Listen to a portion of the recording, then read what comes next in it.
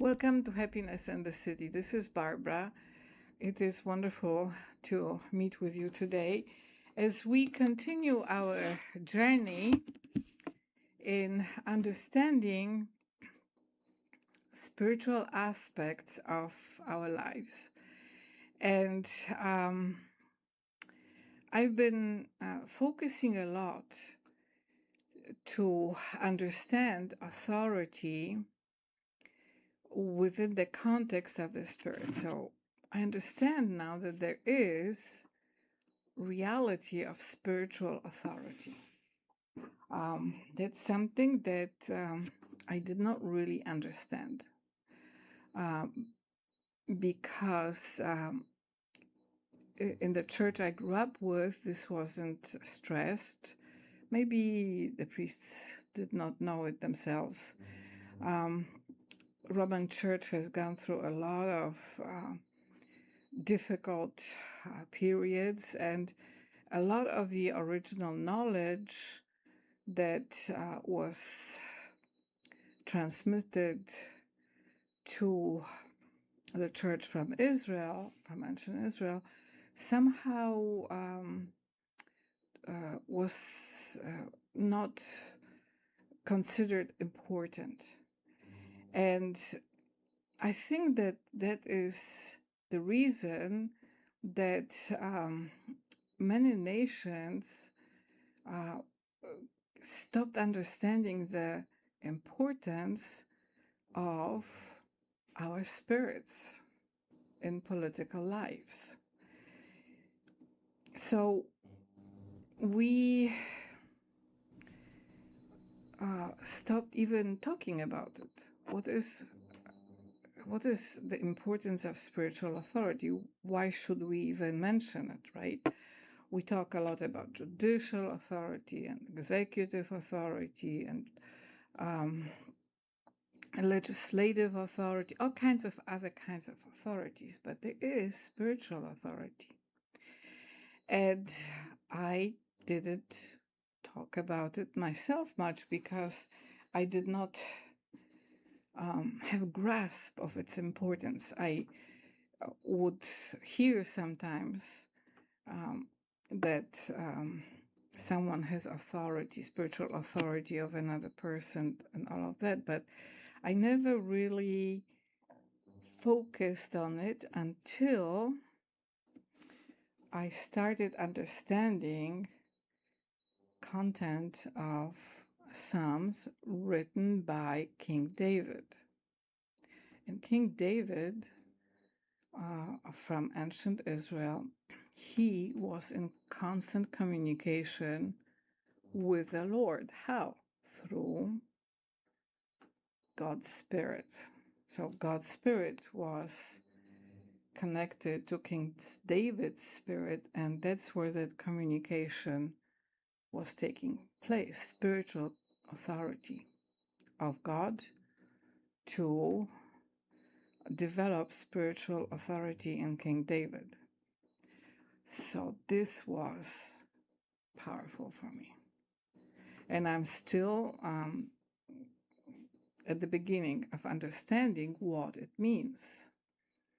But I think that in our contemporary politics, we developed a lot of despair because we don't understand that reality, the reality of spiritual life, spiritual authority, and presence of our spirits in our lives. In ancient texts of the Bible, there's even warning about spiritual kidnapping, and that shook me up because it means that if our spirits are not defended, we may lose them. They may be kidnapped and end up in somebody else's authority. So I'm beginning to think about it, and then I'm also beginning to develop words of talking about it. And I've been reflecting a lot on Psalm 74 that talks a lot about that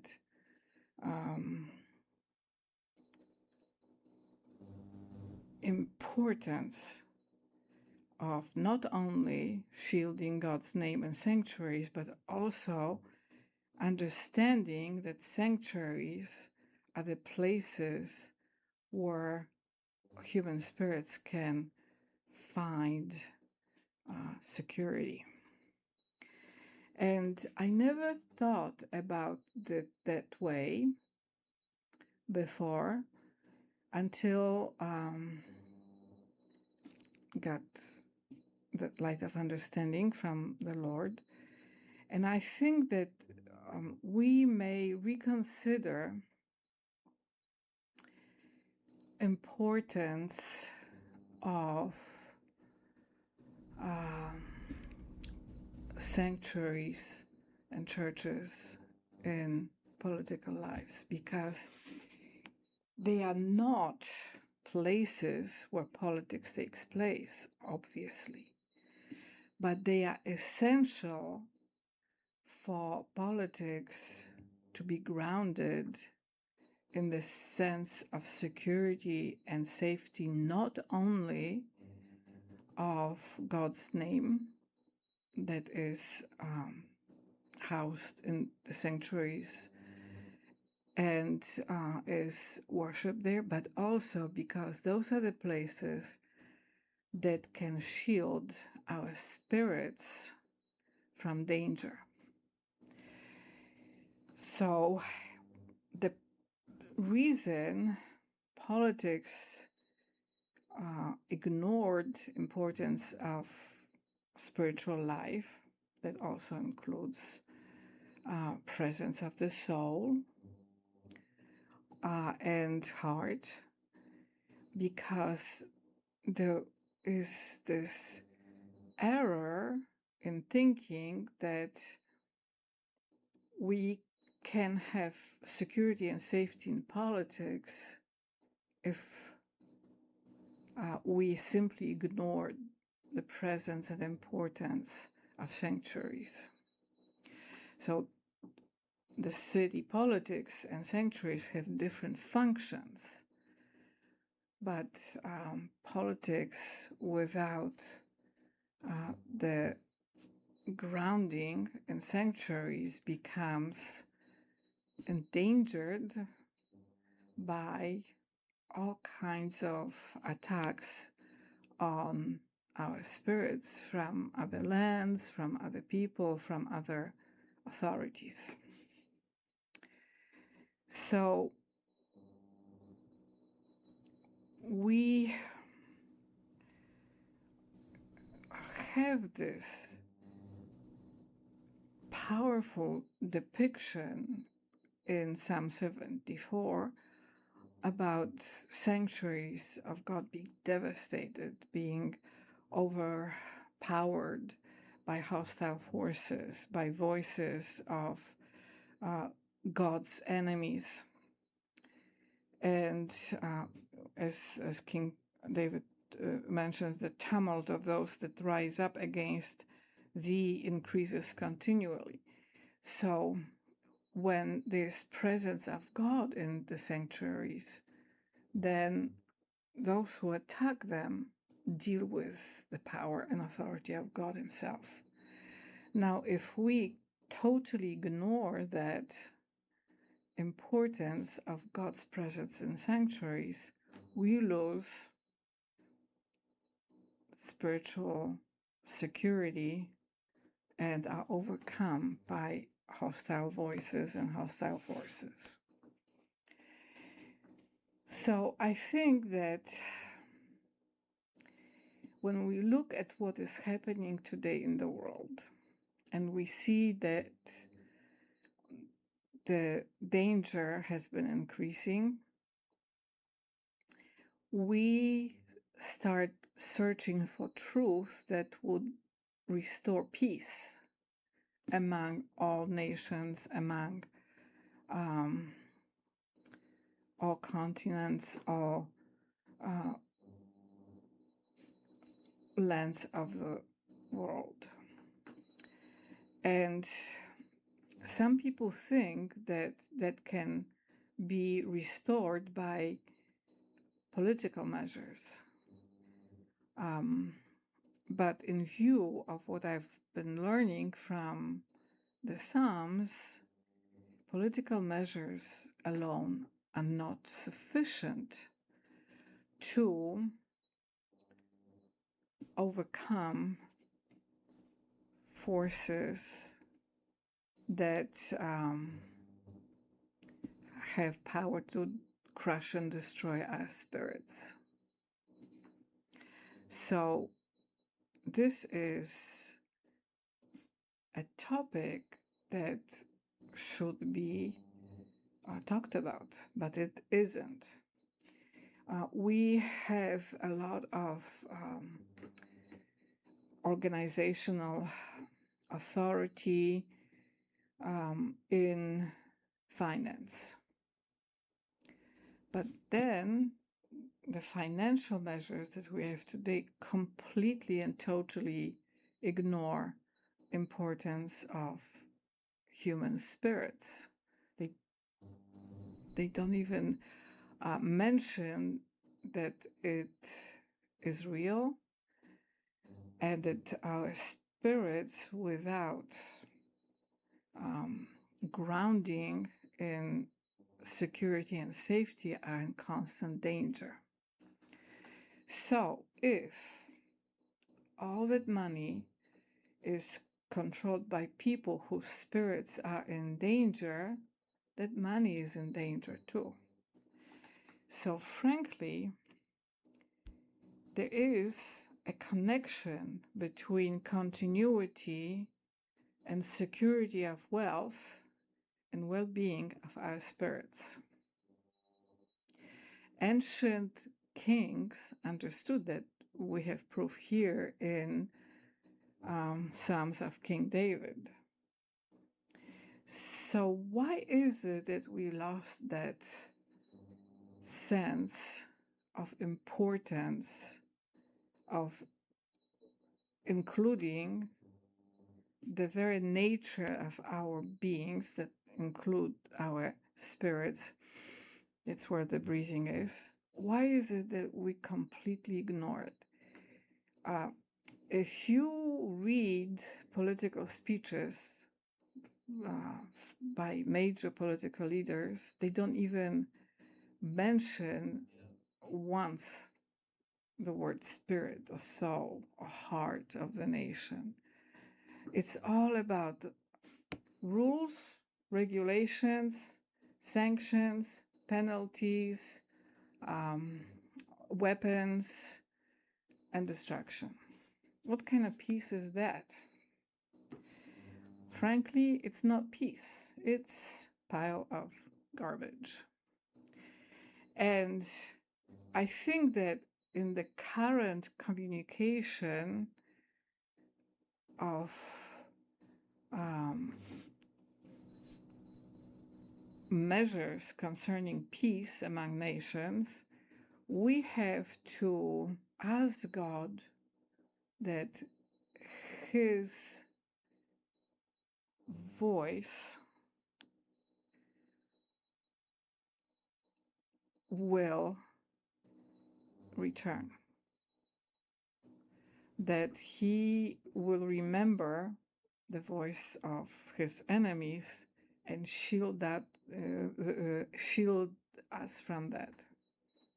So this is a pretty big transformation in thinking about peace, asking God to participate in that international political voice communication and to separate his enemies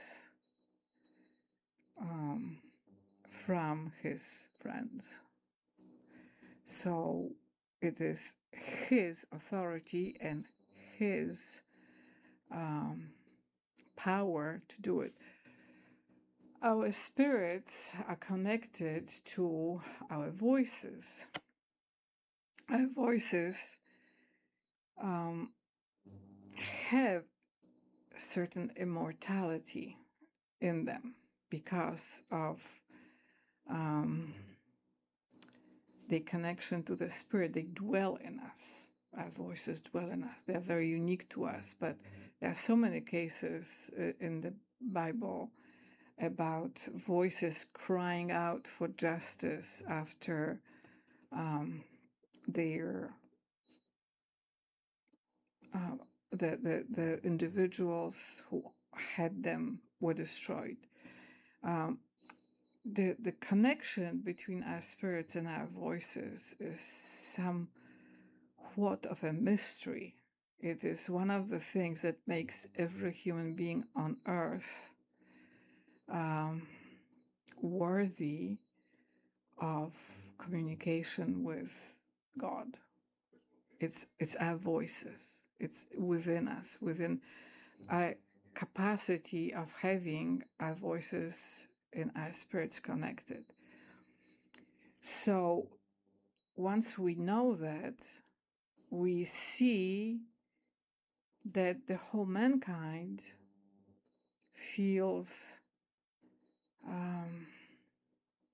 degraded, because what makes us most immortal and valuable, our spirits and voices, are ignored in the way politics affects our lives and our liberties.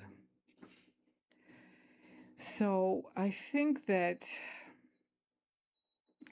in order to bring world peace to true existence, we have to have one thing in place: divine intelligence about matters of peace.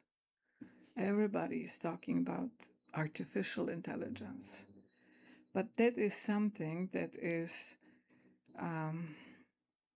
created from collection of information and data that is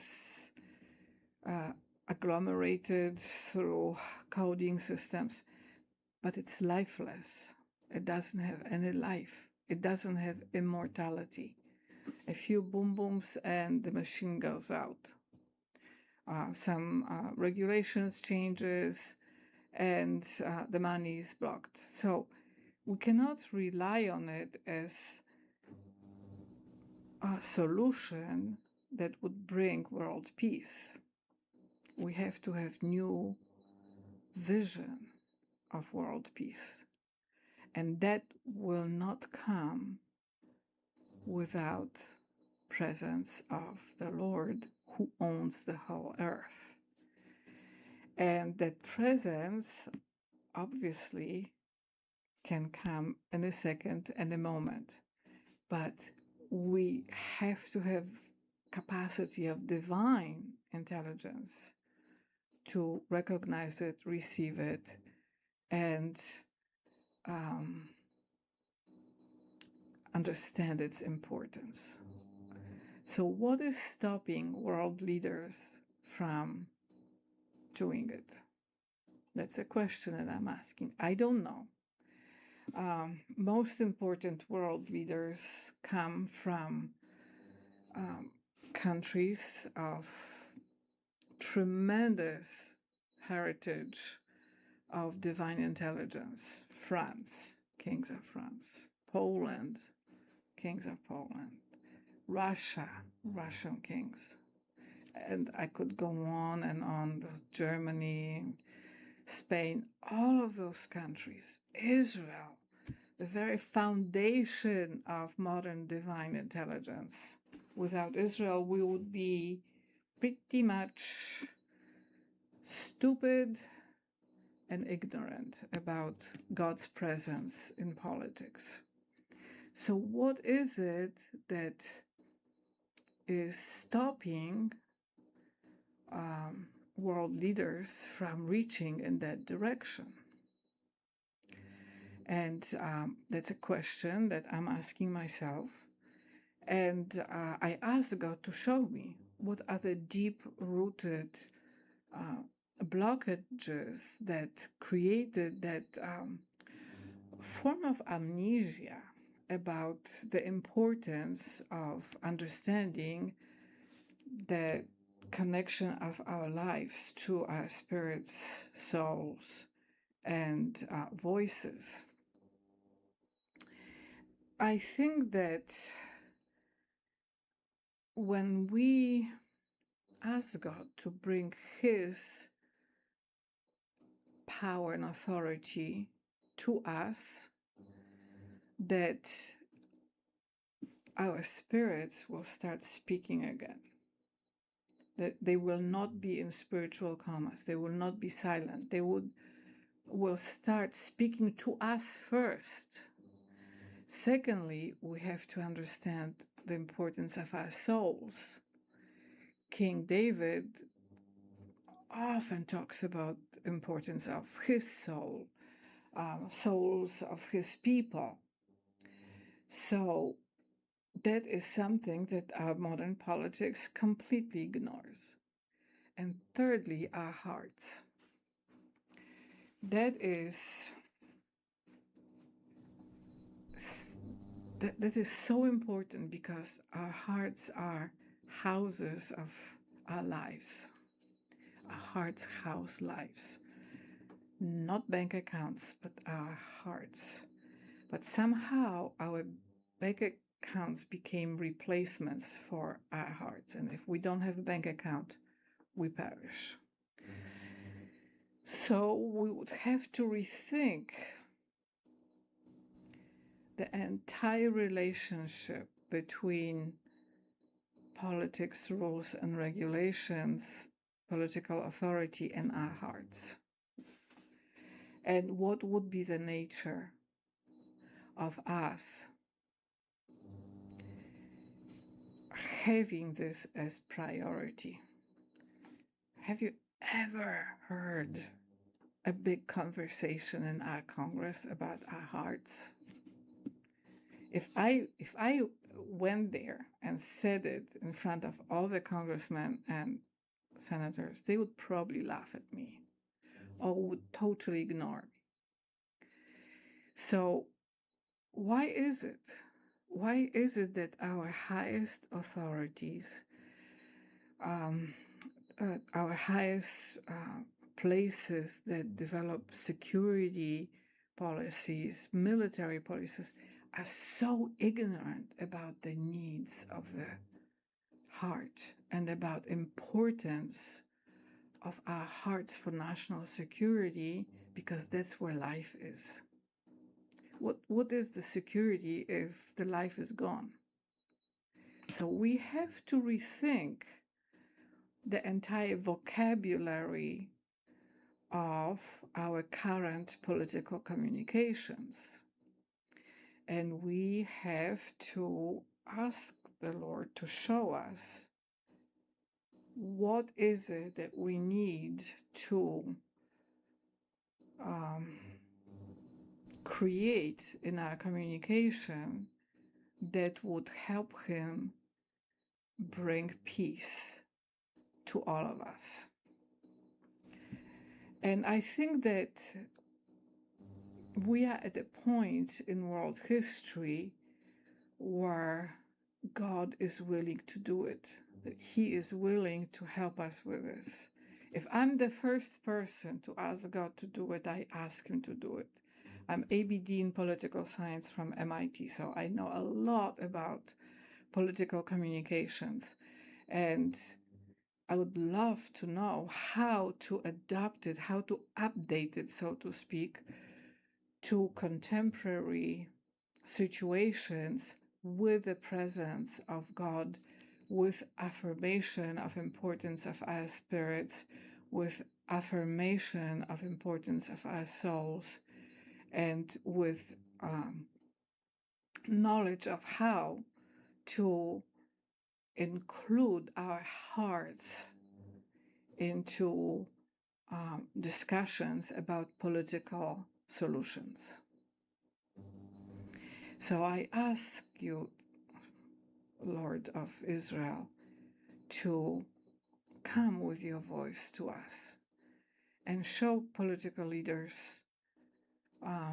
the way to communicate with you first, and then show them how to apply it to people who are under the authority. And I think that's how we will have world peace.